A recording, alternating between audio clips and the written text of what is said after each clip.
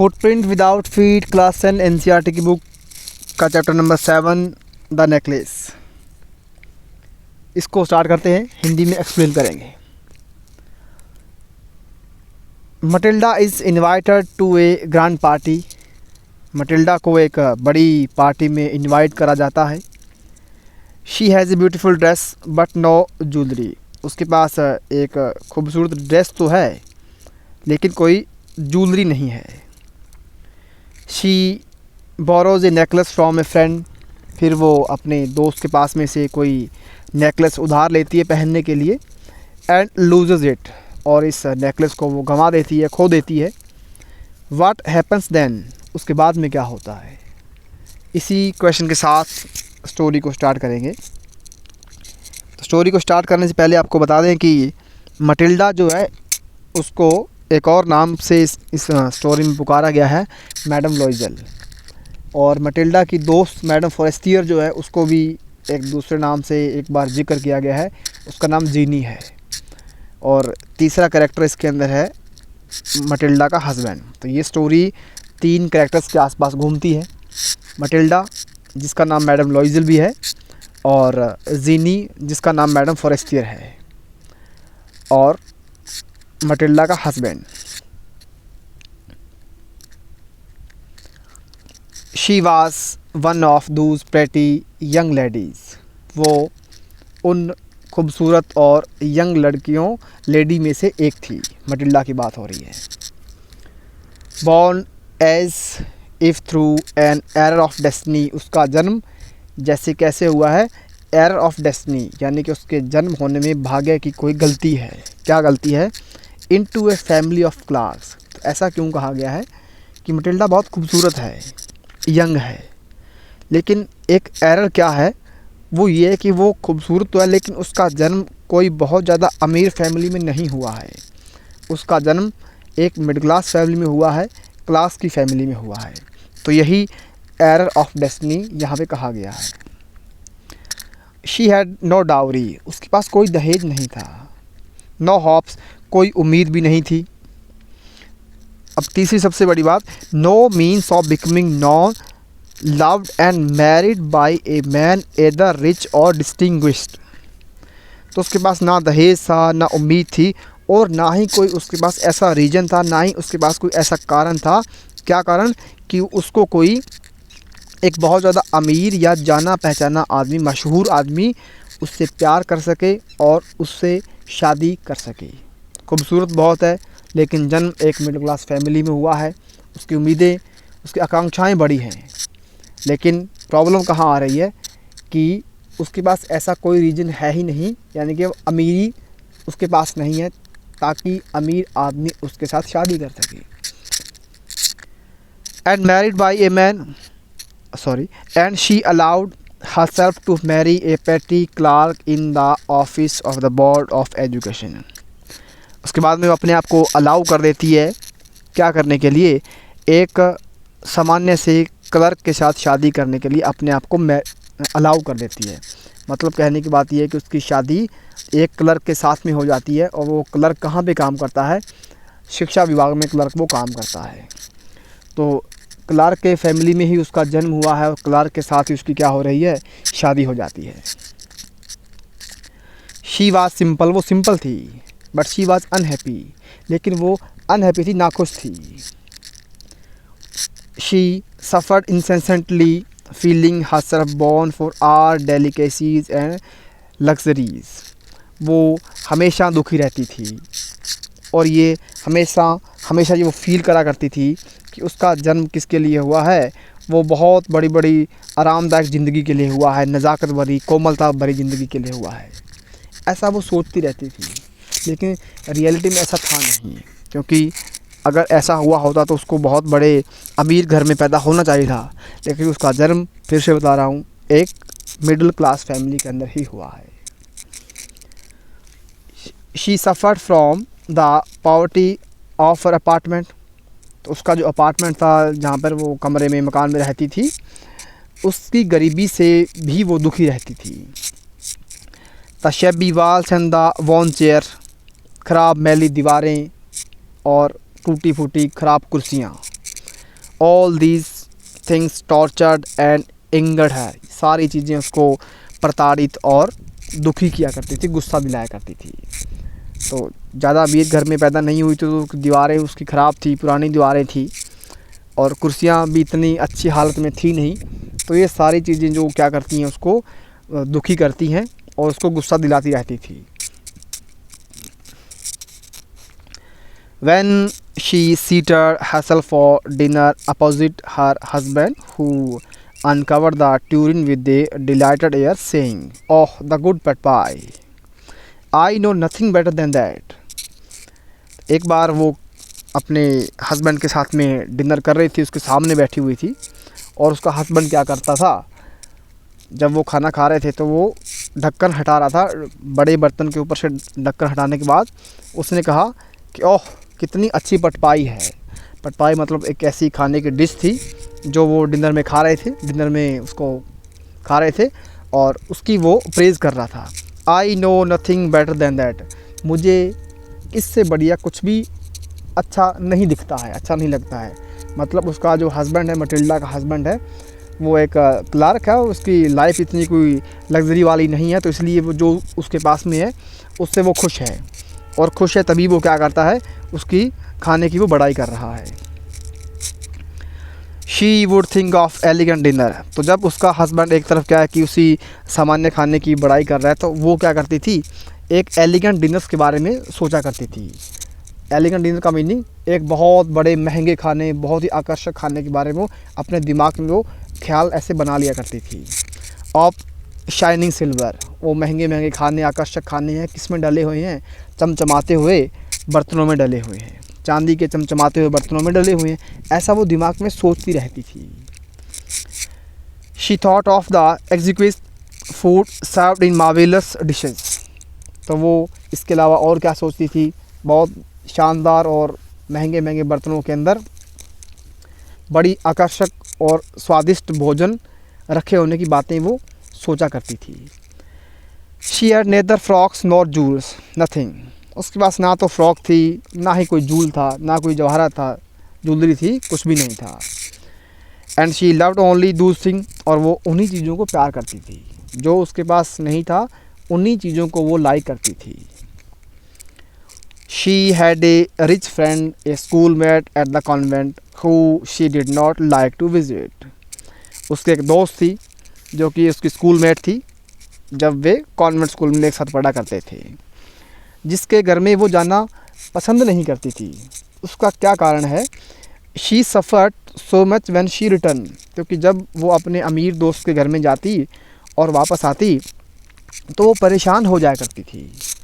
She wept for whole days from despair and disappointment, तो वो सारा दिन जब अपने दोस्त के घर में वापस जा कर के आती तो वो दुख में और निराशा में सारा दिन, पूरा दिन रोती रहती थी। क्यों? क्योंकि अपने अमीर दोस्त के घर में उसने महंगा महंगा सामान देख लिया होगा और उसको ये एहसास हुआ कि मेरे घर में तो ऐसा है नहीं, तो जो उसके पास नहीं है उसको लेकर वो काफ़ी दुख में और निराशा में पूरे दिन रोती रहती थी। One evening her husband return a letter bearing in his hand a large envelope, एक दिन उसका जो हस्बैंड है वो शाम को आया खुशी से, उसके हाथ में एक लिफाफा था, तो उसने आके अपनी वाइफ मटिल्डा को कहा, here he said, here is something for you, यहाँ तुम्हारे लिए कुछ है। मतलब उसका हस्बैंड है, उसको ऐसी उम्मीद है कि एक सरप्राइज़ के तौर पे कुछ उसको दिखा रहा है ताकि उसकी वाइफ जो है वो खुश हो जाए। अब खुश होगी कि नहीं होगी आगे देखते हैं। She quickly drew out a printed card on which were inscribed these words, तो उसने तुरंत लिफाफा खोल के देखा, उसके ऊपर एक प्रिंटेड कार्ड था, इसके अंदर एक प्रिंटेड कार्ड था जिसके अंदर ये चीज़ लिखी हुई थी। इसमें क्या लिखा हुआ है, इसमें मैडम लॉइजल, उसका जो हस्बैंड है, उसको एजुकेशन डिपार्टमेंट के जो क्लर्क के तौर पे मिनिस्टर के घर में एक पार्टी में बुलाया गया है, एक बॉल है, एक डांस पार्टी है, उसके अंदर इनको बुलाया गया है और उसी का यहाँ पे इनविटेशन में लिखा हुआ है। Instead of being delighted as her husband had hoped, she threw the invitation spitefully upon the table, murmuring, "What do you suppose I want with that?" तो जैसे ही लिफाफा उसने खोला तो उसके हस्बैंड को उम्मीद थी कि वो खुश हो जाएगी, लेकिन ऐसा हुआ नहीं। उसने लिफाफे को गुस्से में आकर के, द्वेष में आकर के टेबल पे रख दिया और बड़बड़ाने लगी और अपने हस्बैंड को कहा, वाट do you suppose I want with that, तुम्हें क्या लगता है मैं इसके साथ क्या करूँगी। मतलब जैसे ही उसने लिफाफा खोला तो बोली कि क्या करना है मेरे को लिफाफे का, मैं लिफाफे से कैसे खुश हो सकती हूँ, ये वो कहना चाहती है।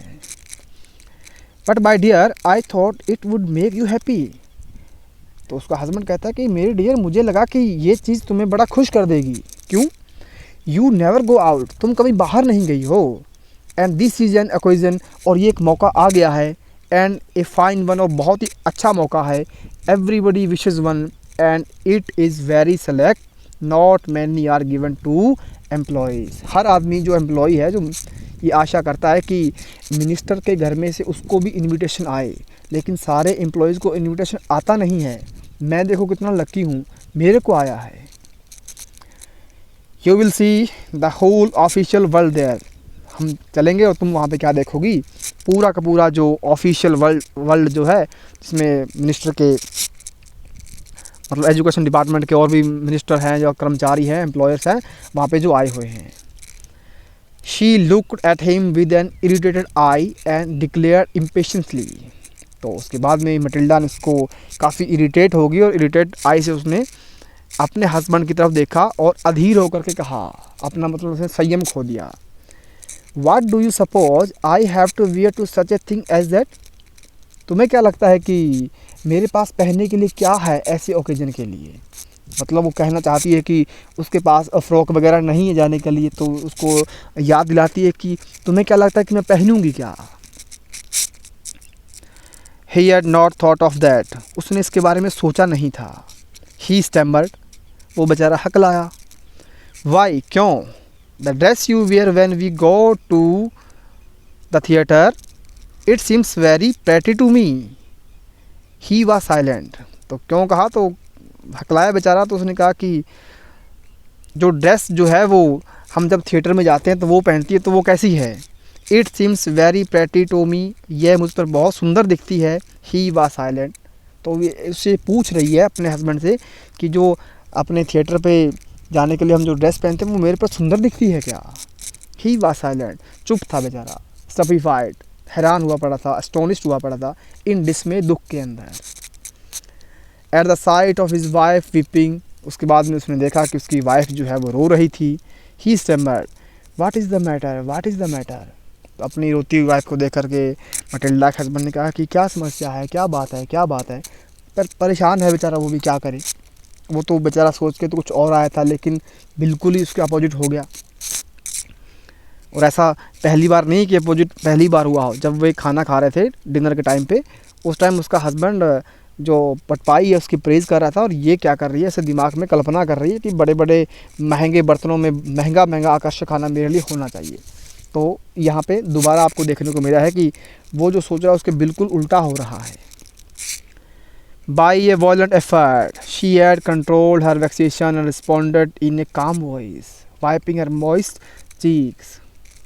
तो एक वॉयलेंट एफर्ट करा, तो वो रो रही थी, तो उसका पति बेचारा बीच बीच में पूछ रहा था कि क्या हुआ है, क्या हुआ है। तो जब उसने पूछा, बार बार पूछा, तो उसने उसको बताने की हिम्मत दिखाई, वॉयलेंट एफर्ट किया। शी हैड कंट्रोल हर वेक्सेशन, उसने अपने वेक्सेशन को, गुस्से को, संताप को कंट्रोल कर लिया। And responded in a calm voice, और एक ठंडी सी शांत आवाज़ में जवाब दिया। वाइपिंग हर मॉइस्ट चीक, अपनी गीली गालों को पोंछते हुए, तो आंसू आ रहे थे तो गालें गीली हो गई थी उसकी। नथिंग, कुछ नहीं। Only I have no dress, मेरे पास कोई ड्रेस नहीं है। And consequently I can not go to this affair, तो मेरे पास कोई ड्रेस है नहीं, इसके परिणाम स्वरूप मैं क्या करूँगी, इस पार्टी में नहीं जा सकती हूँ। Give your card to some colleague whose wife is better fitter out than I, तो तुम क्या करो, अपने हस्बैंड को कह रही है कि ये जो कार्ड है किसी और अपने कलीग को दे दो, किसी सहयोगी को दे दो, जिसकी वाइफ क्या हो, मेरे से ज़्यादा फिट हो वहाँ पे जाने के लिए। ही वॉज ग्रीव्ड बट अनसैड, उसका हस्बैंड जो दुख में बेचारा डूब गया, क्या करे। लेकिन उसने जवाब दिया, लेट्स सी मटिल्डा, चलो मटिल्डा देखते हैं, कुछ करते हैं इलाज। How much would a suitable costume cost, something that would serve for other occasions, something very simple. तो जब उसके हस्बैंड ने कहा कि चलो मटिल्डा कोई बात नहीं, देखते हैं, करते हैं कुछ इलाज। तो फिर उसने पूछा कि मटिल्डा कितने पैसे लगेंगे उस कॉस्ट्यूम के, जो तुम्हें फ़्रॉक चाहिए कितने पैसे लगेंगे, और वो जो फ़्रॉक है, जो कॉस्ट्यूम है, वो आगे भी किसी प्रोग्राम में चल जाना चाहिए। ये ना हो कि तुम ऐसा कॉस्ट्यूम लेकर के आओ जो इसी में ही चले, बाकी में चले में नहीं। समथिंग वेरी सिंपल, सिंपल सा बताना मेरे को। She reflected for some second, thinking of a sum that she could ask for without bringing with it an immediate refusal and frightened exclamation from the economic clerk। तो उसके बाद में जैसे उसके हस्बैंड ने कहा कि कितने पैसों में तुम्हारे कॉस्ट्यूम आ जाएगा, तो वो ऐसा नज़र आती है कि वो कुछ सोच रही है। तो दिमाग में क्या सोच रही है, कैलकुलेशन कर रही है कि लगभग कितने की फ़्रॉक की मैं अपने हस्बैंड से डिमांड करूं। कहीं ऐसा ना हो कि इतनी महंगी फ़्रॉक की मैं डिमांड कर दूं और मेरा जो हस्बैंड है वो इकोनॉमिक क्लार्क है, मतलब उसके पास बहुत ज़्यादा पैसा तो है ही नहीं। तो ये नहीं है कोई मैं इसको ऐसे एक्सपेंसिव फ़्रॉक के बारे में बात कर दूं तो ये उसको अफोर्ड ही नहीं कर पाए। तो ऐसा वो दिमाग में कुछ सम के बारे में, किस प्राइस के बारे में सोच रही है कि कितने की प्राइस बोलूं, और घबरा रही है कि अगर ऐसा प्राइस बोल दिया जो इसकी अफोर्डेबिलिटी से बाहर है तो लेना मुश्किल हो जाएगा।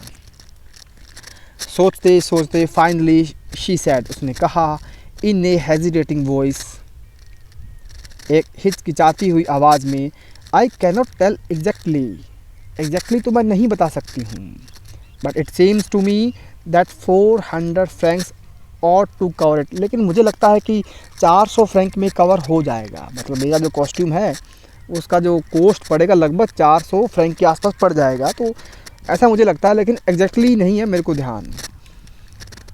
ही टर्न्ड अ लिटिल पेल, तो जैसे उसने 400 फ्रैंक के बारे में सुना तो वो बेचारा पीला पड़ गया। For he had saved just this sum to buy a gun that he might be able to join some hunting parties the next summer. क्यों पीला पड़ गया? क्योंकि उसने ये जो पैसे थे वो अगली समर में एक हंटिंग पार्टी, जो है शिकार करने की पार्टियों में जाने के लिए गन खरीदने के लिए रखे थे। With some friend who went to shoot larks on Sunday, तो उसके जो दोस्त हैं वो अगले समर के अंदर संडे को शिकार करने के लिए जाने वाले थे, और उसी शिकार करने वाली गन को ख़रीदने के लिए उसने पैसे बचा करके रखे थे। ही आंसर्ड, उसने जवाब दिया, वेरी वेल, ठीक है, बहुत अच्छा, I will give you 400 francs, मैं तुम्हें 400 फ्रैंक दे दूँगा, but try to have a pretty dress, लेकिन कोशिश करना कि ड्रेस सुंदर लेकर के आओ। मतलब उसका जो हस्बैंड है वो ये चाहता है कि कम से कम पैसों में मैक्सिमम क्वालिटी की प्रोडक्ट उसको मिल जाए। The day of the ball approach and ma'am Loisel seemed sad, disturb, anxious. अब जो बॉल का दिन है, जो डांस पार्टी का दिन है, बिल्कुल पास में आ गया था। अब मैडम लॉइजल जो है वो उदास दिख रही थी, डिस्टर्ब दिख रही थी, एंजियस दिख रही थी। अब इसके पीछे क्या कारण हो सकता है? अब उसके दिमाग में कोई नई डिमांड बन रही कि मेरे को ये चाहिए, तो वो डिमांड पूरा नहीं होने की वजह से वो क्या है, ये उदास दिख रही है। Nevertheless her dress was nearly ready, तो ये नहीं कि ऐसा नहीं कि उसकी ड्रेस तैयार नहीं थी, ड्रेस उसकी लगभग बनकर तैयार होने वाली थी। Her husband said to her one evening, उसके हस्बैंड ने उसको एक दिन शाम को कहा, what is the matter with you, क्या हो गया है तुम्हें? You have acted strangely for 2 or 3 days, तुम 2-3 दिनों से कुछ अजीब व्यवहार कर रही हो। तो पहला उसने अजीब व्यवहार कैसे करा था, जब उसको ड्रेस नहीं मिली थी तो ड्रेस उसने 400 फ्रैंक की मंगवा ली। उसके बाद में अब ड्रेस बनने वाली है, तो जो बॉल का दिन है वो भी पास में आने वाला है, तो फिर से इसने अजीब अजीब व्यवहार करना शुरू कर दिया है। तो उसका हस्बैंड पूछता है कि क्यों कर रही हो तुम 2-3 दिन से ऐसा बिहेव? एंड शी रिस्पॉन्डेड, उसने जवाब दिया, I am vexed not to have a jewel, तो मेरे पास जूल नहीं है, इसी बात से मैं क्या हूँ, परेशान हूँ। Nothing to adorn myself with, मेरे को खुद को सजाने के लिए मेरे पास कुछ भी नहीं है। I shall have such a poverty stricken look. तो जब मैं उस पार्टी में जाऊंगी तो मेरा लुक जो कैसा होगा, गरीबी से ड्राइव किया होगा, यानी कि मेरे लुक में गरीबी नज़र आएगी। I would prefer not to go to this party. तो मैं क्या करूँगी, इस पार्टी में जाने के लिए प्रेफर नहीं करूँगी, पसंद नहीं करूँगी। He replied, you can wear some natural flower in this season, they look very chic. तो जब उसने एक नया क्वेश्चन रखा कि मेरे पास ज्वेलरी नहीं है, तो उसके हस्बैंड ने कहा कि तुम कोई नेचुरल फ्लावर पहन सकती हो, ये भी तो बहुत सुंदर लगता है। शी वॉज नॉट कन्विंस्ड, इस बात के लिए वो राज़ी नहीं हुई। नो, शी रिप्लाइड, उसने मना कर दिया। There is nothing more humiliating than to have a shabby air in the midst of rich women. तो कहती है कि इससे ज़्यादा बेइज्जती भरा या अपमानजनक कोई बात नहीं है कि मैं अमीर औरतों के बीच में एक ख़राब सा सुंदर सा फूल पहन के चली जाऊँ। कहना चाहती है कि मैं अगर फूल पहन के जाऊँगी तो अमीर औरतों के बीच में मेरा अपमान हो जाएगा, बेइज्जती हो जाएगी। तो इस बात के लिए वो राज़ी हुई ही नहीं। Then her husband cried out, उसके बाद में उसका हस्बैंड चिल्लाया, हाउ स्टूपिड वी आर, कितने मूर्ख हम हैं। Go and find your friend madam Forestier and ask her to lend you her jewels. जाओ अपनी फ्रेंड मैडम फॉरेस्टियर को ढूंढो, उसको जाकर के बोलो कि उसको पहनने के लिए जूल उधारी में दे दे। She uttered a cry of joy, it is true, she said. उसके बाद में जब उसके हस्बैंड ने उसको ये कहा कि दोस्त से उधारी में मांग के लिया, तो वो भी खुशी के साथ चिल्लाई, इट इज़ ट्रू, ये सही है। She said, I had nothing that I had not thought of that, तो मैंने इसके बारे में सोचा ही नहीं था। The next day she took herself to her friend's house and related her story of distress।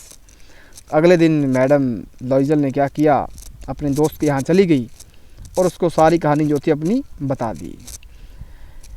Ma'am Forestier went to her closet, took out a large jewel case, brought it, opened it and said, choose my dear.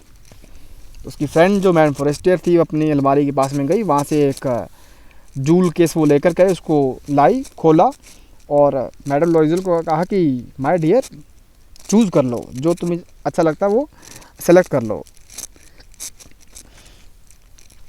She saw at first some bracelet, then a collar of pearls, then a Venetian cross of gold and jewels of admirable workmanship। तो जैसे उसने डब्बा सामने उसके ला करके रखा, joule box ला करके रखा, तो उसने सबसे पहले ब्रेसलेट देखा, फिर इसमें कॉलर ऑफ पर्ल्स देखा, उसके बाद में उसने वेनेशियन क्रॉस देखा जो कि सोने का बना हुआ था। ये सारे के सारे क्या थे, एडमायर वर्कमैनशिप के नमूने थे, मतलब अच्छे कारीगरी के नमूने थे। तो काफ़ी बढ़िया उसके पास जूल थे उसके दोस्त के पास में। She tried the jewels before the glass, hesitated.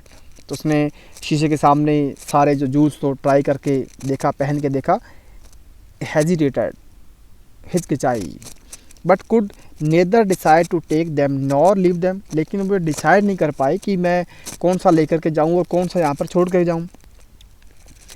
Then she ask, have you nothing more. तो उसके बाद मैडम लॉइजल ने अपनी मैडम फॉरेस्टियर दोस्त से पूछा कि तुम्हारे पास कुछ और नहीं है क्या। वाई, क्यों, यस है ना। लुक फॉर योर सेल्फ, अपनी तरफ देखो, अपने लिए देखो। I do not know what will you please, मुझे पता नहीं है कि तुम्हें क्या चीज़ खुश करेगी। तो उसने उसको कहा कि तुम खुद ही देख लो भाई, मेरे पास तो है लेकिन तुम खुद देख लो, मुझे पता नहीं कि तुम्हें क्या चीज़ जो है वो खुश करेगी, तो इसलिए तुम खुद देख लो।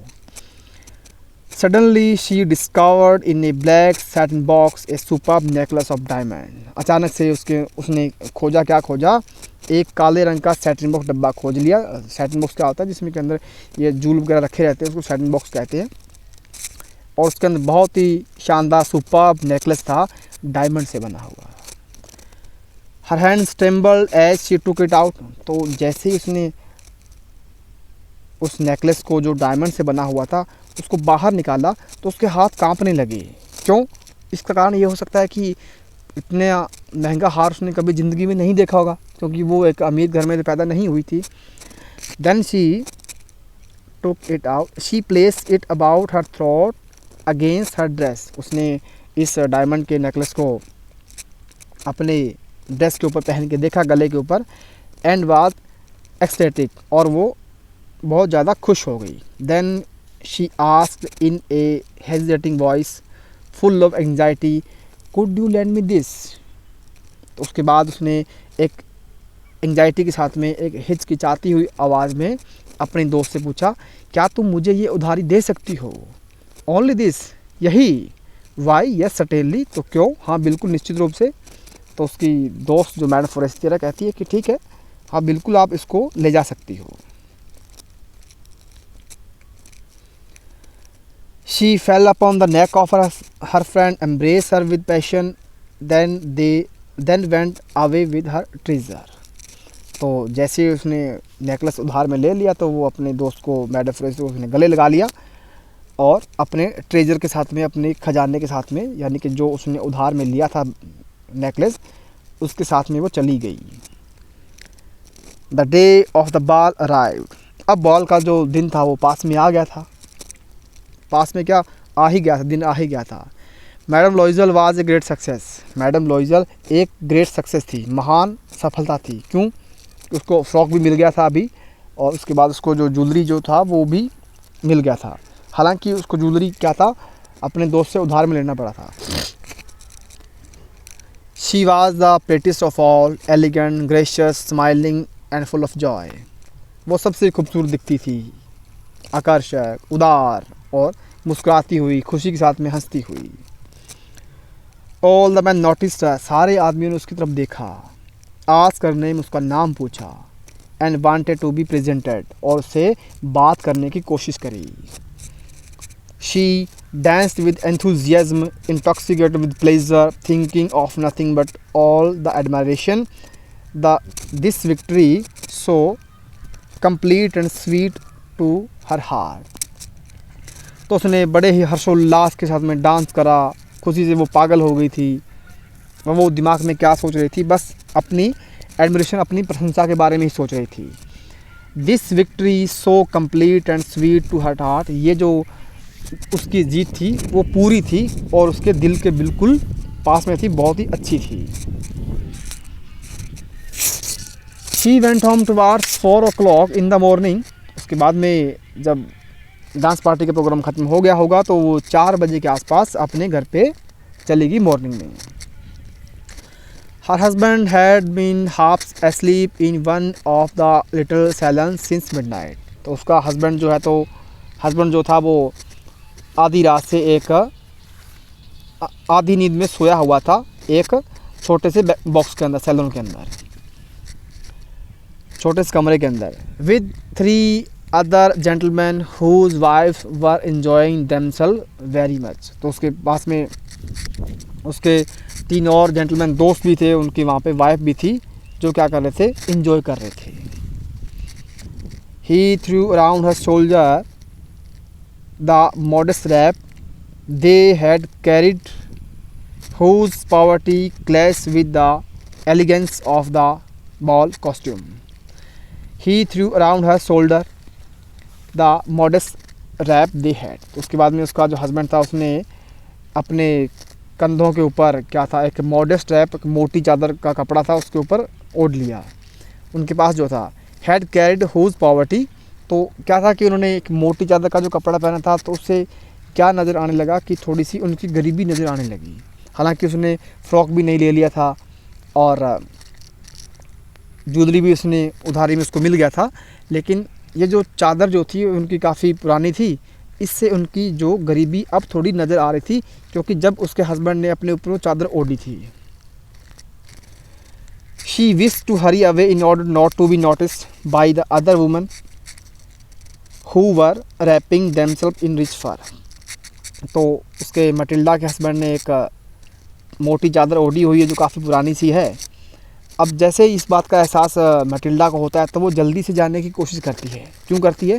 ताकि जो वहाँ पे अमीर औरतें हैं उनके पास महंगे महंगे चादरें हैं, चमड़े की अच्छी चादरें हैं उनके पास में, तो वो क्या करें, इसको नोटिस ना कर लें, तो वो तेज़ी से उनको नोटिस नहीं होने के डर से जानने की कोशिश करती है। Loisel detained her, wait, said he, I am going to call a cab. तो जब वो जाने की जल्दी में थी तो उसका हस्बैंड जो है उसको वहाँ पे रोक लेता है, कहता है कि वेट करो, मैं कैब लेने के लिए जा रहा हूँ. But she would not listen and descended the step rapidly. लेकिन उसने अपने हस्बैंड की बात नहीं सुनी, वो जल्दी से सीढ़ियों से उतर गई. अपने हस्बैंड की बात क्यों नहीं सुनी? क्योंकि उसको लगता था कि अगर ज़्यादा देर यहाँ रुकेंगे तो जो दूसरी रिच वीमन है वो पहचान लेगी कि भाई इनके पास तो ख़राब पुरानी चादर है और हमारे पास तो काफ़ी अमीर पैसों वाला प्रोडक्ट है. इस डर से वो जल्दी से सीढ़ियों से उतरती है और चलना शुरू कर देती है. When they were in the street, they found no carriage. उसके बाद में वो जब गली में आ गए तो उनको कोई कैरेज मिली नहीं, गाड़ी नहीं मिली. And they began to seek for one, hailing the coachman whom they saw at a distance. तो उसके बाद में एक कोचमैन था, गाड़ी वाला था, वहाँ कुछ दूरी पर था, उसको उन्होंने इशारा करना शुरू करा, आवाज़ दी होगी कि आओ हमें लेकर के जाओ. They walked along towards the river, hopeless and shivering. तो इशारा तो उन्होंने करा था लेकिन वो नहीं आया होगा, तो उसके बाद में वो क्या करते हैं, नदी के सहारे सहारे वो चलते हैं, होपलेस हैं और शिवरिंग हैं. उनको कोई उम्मीद नहीं कि अभी कोई गाड़ी मिल जाएगी. सुबह के 4 बज चुके हैं और वो ठंड से थोड़ा काम भी रहे हैं. Finally they found one of those old carriages that one seize in Paris after nightfall. तो आखिरकार उनको एक गाड़ी मिल ही जाती है जो कि उन गाड़ियों में से थी जो कि रात्रि के आफ्टर नाइटफॉल के बाद में क्या है कि पेरिस में आपको देखने को मिलती हैं. It took them as far as their door and they went wearily up to their apartment. तो उसके बाद में गाड़ी ने उनको उनके घर पे छोड़ दिया और वो थके हुए अपने घर के अपार्टमेंट में चले गए. It was all over for her. इसके लिए सब कुछ पूरा हो गया था. पूरा होने का मतलब जो बॉल का डांस पार्टी का प्रोग्राम है पूरा था. And on his part he remembered that he would have to be at office by 10 o'clock. तो मैटिल्डा के लिए तो प्रोग्राम पूरा कैसे होगा था कि उसको पार्टी उसने ज्वाइन कर लिया था. अब उसके हस्बैंड को याद आया कि उसको सुबह 10 बजे कहाँ जाना है, ऑफिस में जाना है. अब सुबह के 4 बजे वहाँ से वो निकले हैं तो कुछ 5 बजे के आसपास घर पे आए होंगे. तो उसके हस्बैंड को याद आया कि सारी रात पार्टी में एंजॉय करी है, अब सुबह 10 बजे मुझे कहाँ जाना है, ऑफिस में जाना है. She remove the wraps from her shoulder before the glass for a final view of herself in her glory. तो घर पे आने के बाद शीशे के सामने वो क्या करती है, अपने जो चादर है कपड़े को वो हटाती है अपने कंधों से. क्या देखने के लिए कि जो नेकलेस है उसको वो पहने हुए को दोबारा देखना चाहती है. Suddenly he uttered a cry. अचानक से वो एक आवाज़ में चीखती है. हर नेकलेस वाज नॉट अराउंड हर नेक. उसका जो नेकलेस था उसके गर्दन के ऊपर अब था नहीं. लॉइजल already half undressed asked what is the matter. लॉइजल घर पे आया था, उसका हस्बैंड जो है वो हाफ अनड्रेस्ड था, मतलब कपड़े वो चेंज कर रहा होगा. तो जैसे उसने अंदर से आवाज़ लगाई शीशे के सामने खड़े होकर के कि नेकलेस नहीं है, तो उसने पूछा कि क्या हो गया है, what is the matter. She turn towards him excitedly. I have no longer have ma'am Hollister necklace. अब जैसे उसने देखा होगा कि नेकलेस उसके पास में है नहीं, इतना महंगा नेकलेस है और वो गुम हो गया है, तो उसके होश उड़ गए होंगे मैडम लॉइजल के. तो उसके पास तेज़ी से अपने हस्बैंड के पास आती है और कहती है मेरे पास मैडम लॉइजल का नेकलेस नहीं है. घबराई हुई आवाज़ में उसको कहती है. ही अरोज इन डिसमे. बेचारा दुख में फिर घिर गया. What, how is that, it is not possible. क्या, ये कैसे हो सकता है, ये असंभव है. मतलब उसको विश्वास ही नहीं हो रहा था कि जो नेकलेस उन्होंने उधार अपने दोस्त से लेकर के आए हैं वो गुम हो गया है. And they look in the fold of the dress, in the fold of the clock, in the pocket, everywhere they could not find it. उसके बाद में जब नेकलेस था उन्होंने सब जगह देखा, कपड़ों में देखा, घड़ी के आसपास देखा, लेकिन उनको वो जेबों में देखा, लेकिन उनको वो नेकलेस मिला नहीं, था ही नहीं, मिलता कहाँ से. He asked, you are sure you still had it when we left the minister house.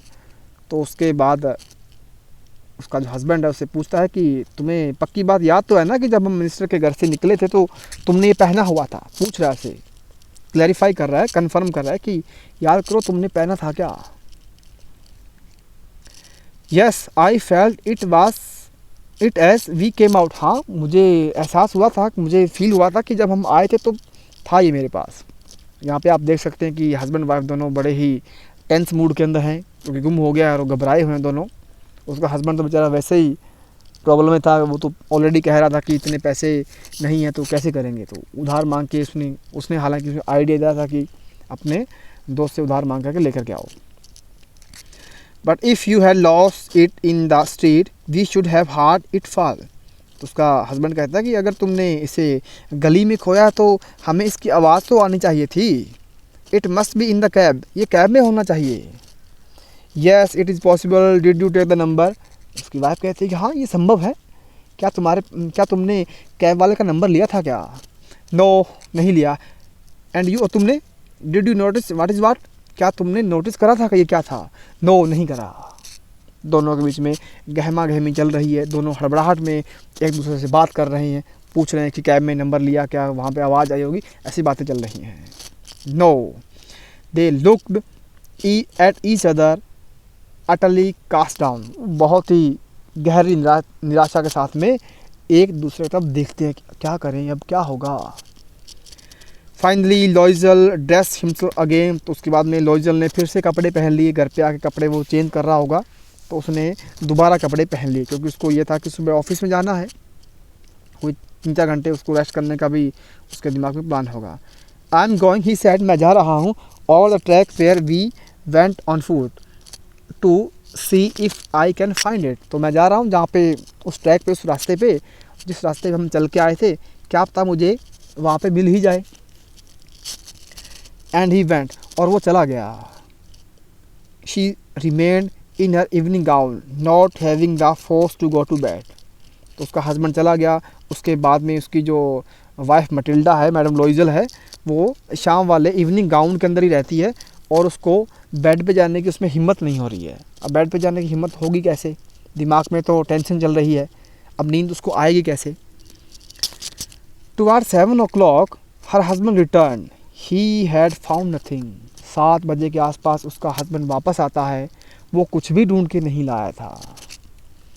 He went to the police and to the cab office and put an advertisement in the newspaper offering a reward. उसका husband police के पास में गया, cab office में गया और अखबार में उसने विज्ञापन निकाला कि जो क्या करेगा, नेकलेस को रिटर्न कर देगा, वापस कर देगा तो उसको वो रिवार्ड दे देगा। She waited all day in a state of bewilderment before this frightful disaster. पूरे दिन में वो इस घबराहट के साथ में ऐसे डिजास्टर के बारे में, ऐसी आपदा के बारे में सोचती रही। लॉइजल रिटर्न इन द इवनिंग। लॉइजल, उसके बाद में जो हस्बैंड है उसका, मैडम लॉइजल का, वो शाम को वापस आता है। हिज फेस पेल, उसका चेहरा पीला पड़ा हुआ था। ही हैड डिस्कवर्ड नथिंग, उसको कुछ भी नहीं मिला था। ही सैड, उसने कहा, write to your friend that you have broken the clasp of the necklace and that you will have it repaired, that will give us time. तो शाम को जब उसका हस्बैंड वापस आया तो उसके पास में नेकलेस था नहीं। तो उसने अपनी वाइफ से कहा कि अपने दोस्त को लेटर लिख दो, उसको बोलो कि उसका जो क्लैप्स टूट गया है, मतलब जो आपस में नेकलेस को जोड़ने वाली जो हुक जो होती है वो टूट गई है और हुक को ठीक कराने में हमारे को कुछ टाइम लगेगा। तो ऐसा उसने क्यों कहा कि अगर मान लो 4-5 दिन में बहाना लगा देंगे उसको कि हुक सही करवा रहे हैं, तो क्या पता इतने मिल जाए, अगर मिल गया तो हम उसको वापस कर देंगे। She wrote as he dictated, उसने वैसा ही करा, वैसा ही लिख दिया जैसा कि उसके हस्बैंड ने कहा था। At the end of a week they had lost all hope. एक हफ्ते के अंत में उन्होंने सारी उम्मीदें खो दी, मतलब नेकलेस नहीं मिला था। And Loisel, older by 5 years, declare we must replace this jewel. Loisel जो है अपनी वाइफ मैटिल्डा से 5 साल बड़ा है, उसने ये डिक्लेयर करी, घोषणा करी, we must replace this jewel, हमें इस जूल को रिप्लेस करना ही पड़ेगा। In a shop of Palais Royal, they found a chaplet of diamond, which seemed to them exactly like the one they had lost. तो एक शॉप थी पैलाइस royal नाम से, वहाँ पे उसने एक चैपलेट देखा डायमंड का। वहाँ पे जो डायमंड का नेकलेस था वो बिल्कुल वैसा ही नेकलेस था जैसा कि नेकलेस उन्होंने खो दिया था। It was valued at 40,000 Franks, इसका प्राइस 40,000 फ्रैंक था। They could get it for 36,000, और ये उनको 36,000 फ्रैंक में मिल सकता था। 10% डिस्काउंट चल रहा होगा तो उसके हिसाब से 10% लेस करके उनको 36,000 में उनको मिल रहा होगा। लॉयजल purchase 18,000 Franks which his father had left him. तो लॉयजल के पास में, उसके हस्बैंड के पास में 36 तो नहीं थे, लेकिन 18,000 फ्रैंक थे जो कि उसके पिताजी ने उसके लिए छोड़े थे। ही बोरोड द रेस्ट, बाकी 18,000 उसने उधार ले लिए। He made ruinous promises, took money from usurer and the whole race of lender। तो बाकी के पैसे उसने उधार ले लिए। उसने पैसे को उधार को चुकाने के लिए र्यूनियस प्रॉमिस करे, बड़े बड़े वादे करे उसने कि पैसे लौटा दूंगा, टाइम पे दे दो, इतने दिनों बाद लौटा दूंगा, सारे उसने वादे करे। और हर प्रकार के आदमी से, साहूकार से उसने पैसे ले लिए जहाँ से उसको पैसे मिल सकते थे। Then he went to get the new necklace, depositing on the merchant's counter 36,000 francs। फिर वो, उसका जो हस्बैंड है, वो नेकलेस लेने के लिए चल दिया। 36,000 फ्रैंक जो थे वो मर्चेंट के काउंटर पर उसने जाकर के रख दिए। When ma'am लॉयजल took back the jewel to ma'am Forestier, the latter said to her in a frigid tone।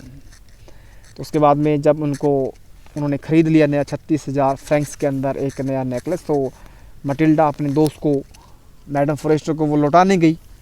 तो उसकी दोस्त ने एक फ्रिजी टोन में, मतलब ऐसे रूखी सी टोन में कहा, you should have return them to me sooner for I might have needed them. तो उसकी दोस्त ने कहा कि तुम्हें ये जो मेरा नेकलेस है पहले लौटा देना चाहिए था, क्योंकि क्या पता मुझे इसकी ज़रूरत पड़ जाती। तो पॉसिबल है कि 7, 8 या 10 दिन के अंदर उन्होंने कोई पैसे की व्यवस्था करी होगी, तो लौटाने में उन्होंने कम से कम 10-12 दिन तो ले ही लिए होंगे। तो जो डांस पार्टी का प्रोग्राम था वो 1 दिन का था, लेकिन 10-12 दिन उनको वापस लौटाने में लग गए। तो उसने बेसिकली नॉर्मल सी बात है कह ही दिया होगा कि भाई इतना टाइम तो उन्होंने लौटाने में कैसे लगा दिया, क्या अब तो मुझे पहले ज़रूरत पड़ जाती। तो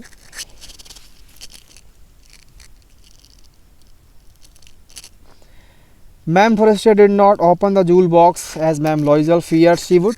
तो उसके बाद जब उसको लौटाने जाती है तो मैडम फॉरेस्टियर क्या करती है, वो जूल बॉक्स को खोलती नहीं है। तो ऐसा मैडम लॉयजल को डर था कि कहीं वो खोल के देख ना ले। अगर खोल के देखेगी तो उसको पता लग गया तो भाई ये तो मेरा तो है ही नहीं, तो वो क्या कहेगी, उसको भी शर्म आ रही होगी। तो वो अंदर से घबरा रही है कि डर रही थी कि कहीं मैडम जो फॉरेस्टियर है खोल के ना देख ले, और उसने खोल के देखा भी नहीं। What would she think if she should perceive the substitution? क्या सोचेगी वो अगर वो ये समझेगी, वो देखेगी कि उसको तो सब्स्टिट्यूशन मिला है, मतलब उसका ओरिजिनल हार नहीं मिला है, उसको रिप्लेस करा हुआ हार मिला है।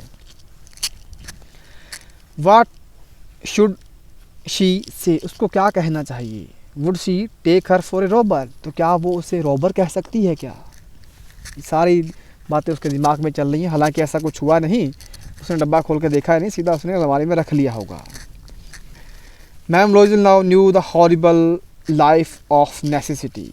अब मैडम लॉयजल को क्या था कि ज़िंदगी के जो हॉरिबल लाइफ, जो ज़रूरतों के जो ख़तरनाक ज़िंदगी है, उसको समझ आ गई।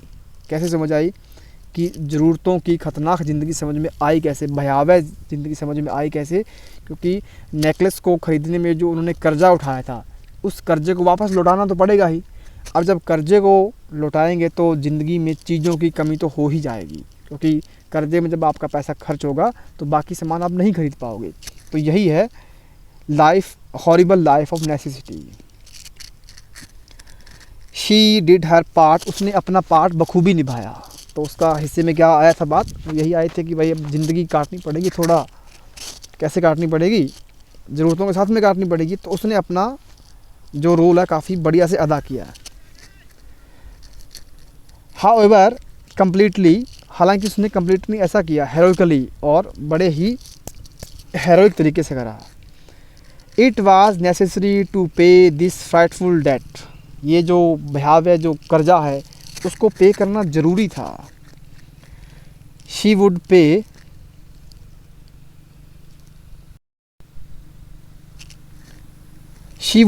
इट, वह इसको चुका देगी।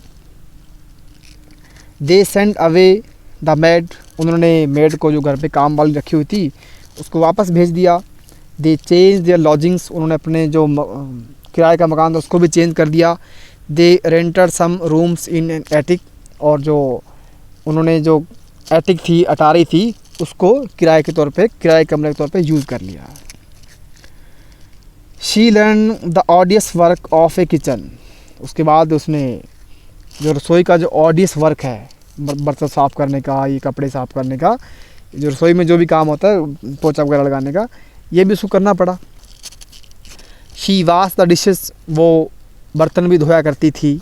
शी वाश द सोइल्ड लाइनन, वो मैली चादरें भी धोया करती थी। दे क्लॉथ एंड डिस्क्लॉथ, उनके जो कपड़े थे, जो डिस्क्लॉथ थे, जो कपड़े नहीं थे वो भी उनको वो धोया करती थी। Which she hung on the line to dry, तो जिनको वो सुखाने के लिए टांग दिया करती थी। She took down the refuse to the street each morning and brought up water, वो हर सुबह नीचे जाया करती थी और पानी लेकर के आया करती थी। Stopping at each landing to catch her breath, और हर लैंडिंग पर, सीढ़ियों की हर लैंडिंग पर सांस लेने के लिए वो रुका करती थी। And clothed like a woman of the people, she went to the grocers, butchers and fruiterers with her basket on her arm, shopping haggling to the last sou of her miserable money, तो वो सब्जी वाले के पास में, फल वाले के साथ में, मांस वाले के पास में, और जो पंसारी है ग्रोसर के पास में खुद ही जाती है और फ्रैंक की हर कीमत तक, हर लास्ट वैल्यू तक वो क्या करती है, बारगेनिंग करती है। मतलब जब भी वो सामान खरीदने जाती है तो क्या करती है, दुकानदार से बारगेनिंग करती है, मोल भाव करती है, ताकि उसको सामान कम से कम प्राइस पे मिल सके। The husband work evening putting the books of some merchants in order, तो उसका हस्बैंड इस इतने ख़तरनाक कर्जे को चुकाने के लिए शाम को एक्स्ट्रा काम करता है। वो किसी व्यापारी की जो किताबें हैं उनको ऑर्डर में रखने का काम करता है। And nights he often did copying at 5 sous a page, और रात को वो कुछ कॉपी भी करता है, जीरोक्स निकालता है, और एक पेज का वो चार्ज देता है 5 sauce Franks. And this life Lester for 10 year, और ये ज़िंदगी 10 सालों तक चलती रही। Eight the end of 10 year, 10 सालों के बाद, दे हैड रिस्टोर्ड ऑल, उन्होंने सब कुछ रिस्टोर कर दिया। मतलब क्या था, कर्जा सारा उन्होंने उतार दिया। मैम लॉइजल सीम ओल्ड नाउ, तो मैम लॉइजल ने इतना पहले काम नहीं करा होगा, तो अब क्या था, 10 साल के अंदर उसने बहुत काम करा, बार्गेनिंग भी करी, सब कुछ सामान वो खुद लेने के लिए गई, तो अब वो थोड़ी बूढ़ी दिखने लगी थी। She had become a strong hard women at the crude women of the poor house hold, अब वो एक गरीब परिवार की क्या थी, एक मजबूत और हार्ड वुमेन बन गई थी, और उसकी आवाज़ क्रूड हो गई थी, मतलब भारी भरकम उसकी आवाज़ हो गई थी। हर हेयर बैडली ड्रेस, उसके जो बाल थे वो बैडली ड्रेस थे, मतलब सही तरीके से कंघी नहीं करे हुए थे। हर स्कर्ट्स ऑरी, उसकी जो स्कर्ट थी वो भी ऑरी थी, मतलब व्यवस्थित नहीं थी, आयरन वगैरह नहीं करी थी। हर हैंड्स रेड, उसके हाथ लाल थे। She spoke in a loud tone, वो एक ऊंची टोन में बात करती थी। And wash the floor with large pails of water, और फ्लोर को, फर्श को वो पानी की बड़ी बड़ी बाल्टियों से धोया करती थी।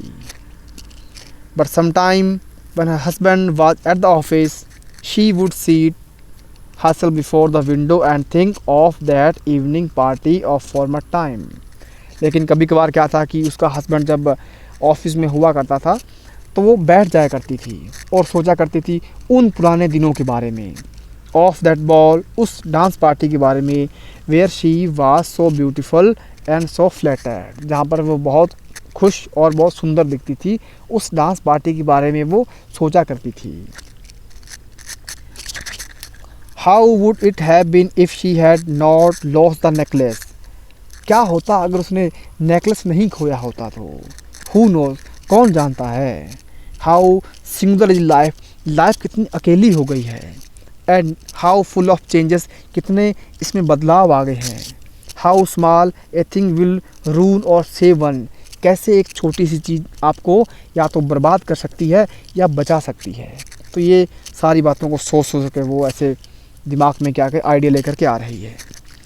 वन संडे, एक रविवार की बात है, as she was taking a walk in the Champs Elysees to rid herself of the chaos of the week, she suddenly perceived a woman walking with a child.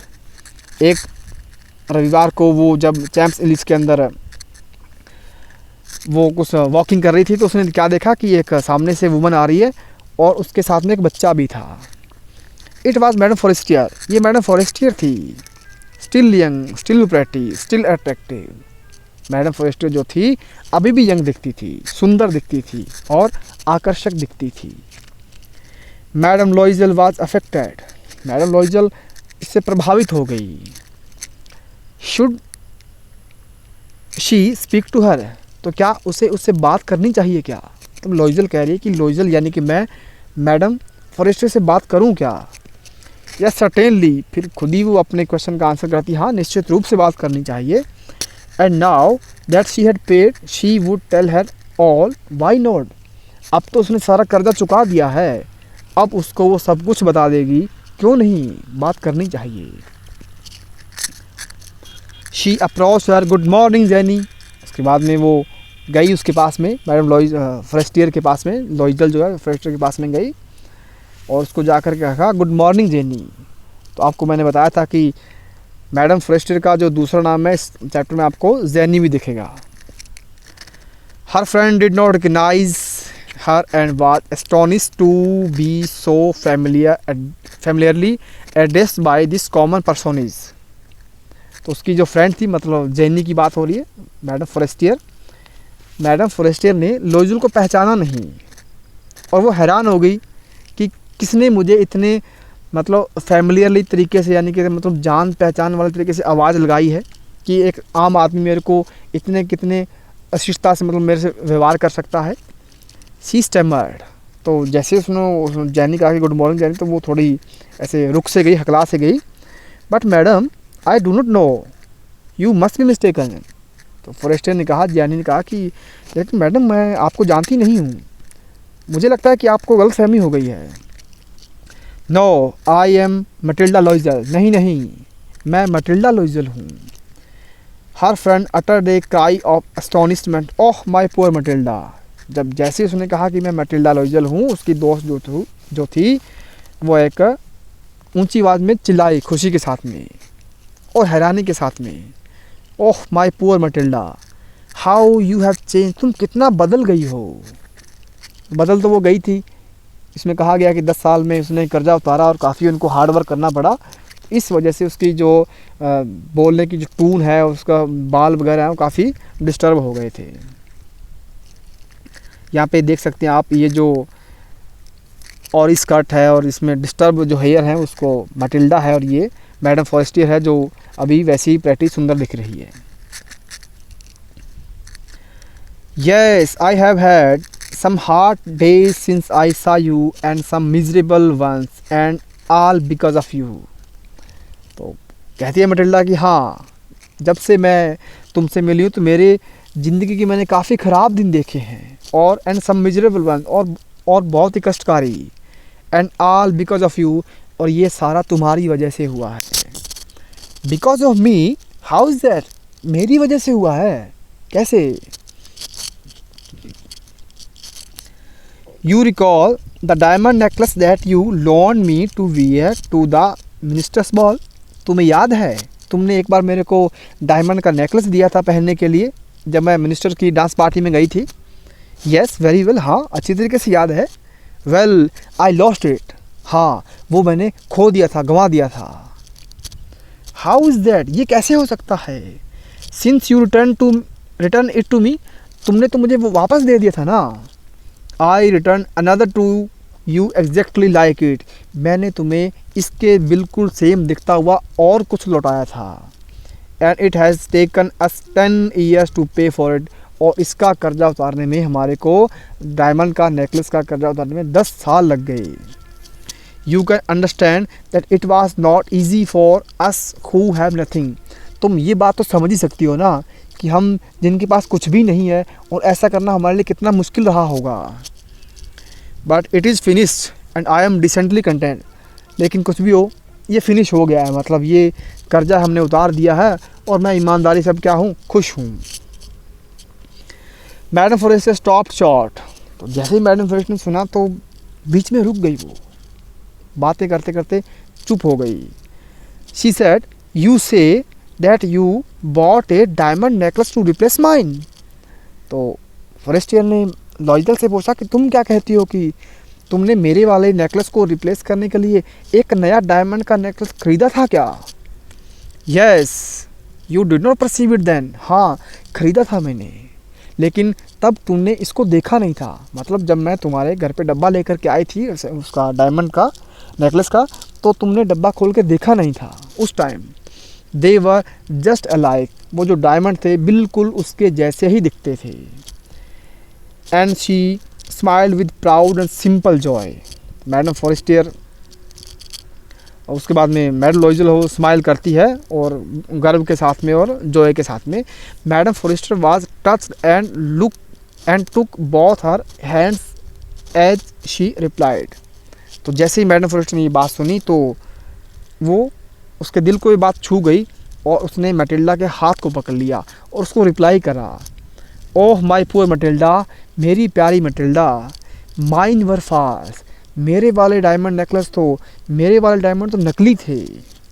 They were not worth over 500 francs, उनका price तो 500 Frank से भी ज़्यादा नहीं था। तो यहाँ पर ये स्टोरी ख़त्म होती है। बहुत ही दुख भरी स्टोरी है, कैसे मिडिल क्लास आदमी के लिए जिसके पास नहीं इतना पैसा देने के लिए उसको इतनी गंभीर मुश्किलों का सामना करना पड़ा।